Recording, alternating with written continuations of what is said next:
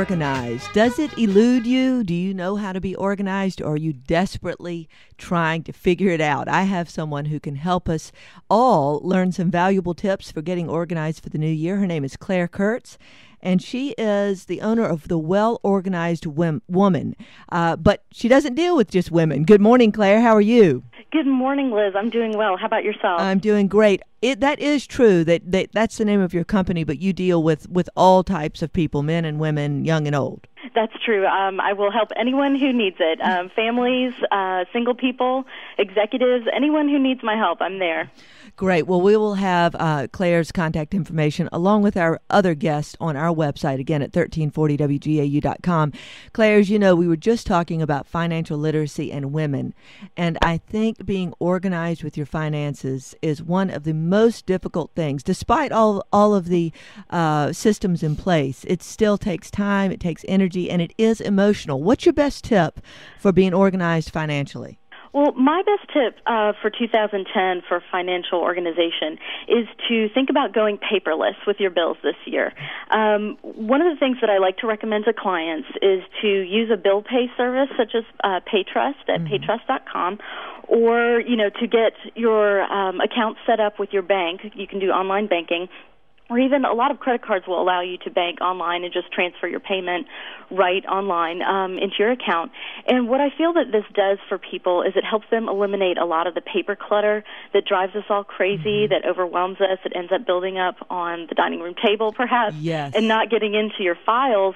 And when you do this, the other great thing about it is that you can transfer funds electronically overnight. And so you're not sitting there doing your bills with the paper, with the stamps, trying to figure out, okay, if I mail this on this date, will it get there in time to make the minimum payment, not have any late fees, etc. So that's one of those things that I'm recommending this year. Well, even people who have set themselves up, for the paperless route, still find it hard to let go of the paper. It's true. It's true. I myself still have a few that come on paper just because I like to see them, but the majority of what I do is just to let I personally use PayTrust, and I let them cash all my bills. They just keep them online, and then at the end of the year, what's nice about a lot of these services is that you can get, they'll make a CD for you of all of the bills that you've collected, that they've collected for you, and you can have that so that you do actually have a copy of all your bills that you can print out if you need them for taxes or anything like that. Oh, that's good to know. So this paytrust.com or some of the others that you mentioned, you can rely on them, because that's another thing. People say, I don't know. I mean, I just talked with someone the other day, savvy businessman, and he was like, I don't do anything online because, of the identity theft possibility, which of course exists. But if it was a huge problem all the time, none of these places, these online services would be in business. It's true, and it is a choice that you have to make for yourself, that you have to make sure that you're comfortable with. I have never once had a problem in the 7 or 8 years that I have done it. That's why I endorse it for people as a way to help clear up paper clutter, but definitely it is a choice you have to make for yourself if you do have concerns about identity theft. Now, bills and the clutter that comes with that, that's one thing, but then all the other papers. I find that papers are the bane of my existence. Now, I have to have a lot of them. I have a lot of books. I have a lot of files because of what I do in general. But what's the best tip for a filing system that really works? A filing system that really works is going to be something where it's the simplest possible way you can, the way that your brain works, the simplest possible way to make that a reality with files. So if you want to file by, if you like to file by, here's the things for my car, here are the things for my taxes, et cetera, et cetera. A lot of people like to do it by subject. Other people like to do it month by month. So I would recommend both ways. Just kind of think about the way that your brain works the most. And one of the most powerful tips for managing paper is to set aside that time.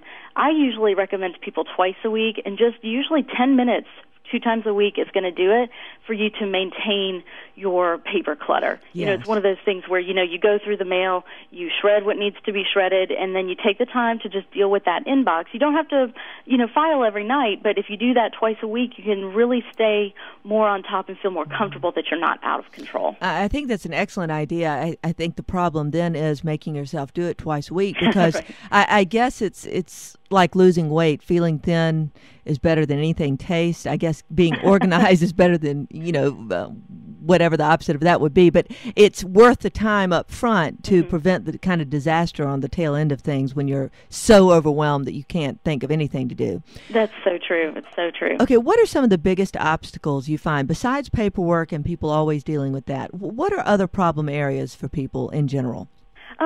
A lot of times people struggle with just things in their homes getting into other rooms where they're not supposed to be. And so it's like, if you're folding laundry and you go and sit in front of the television, sometimes, people get really busy. You can end up taking clothes each morning out of the laundry basket that's sitting near the couch. And so one of the things that I really recommend to people is the 10-minute roundup. I tell people to do this every night. And it's one of those things where you just kind of scan each room. And I recommend this for your bedroom, but at the same time, it's mostly more important to do it in like your kitchen or living room, dining room.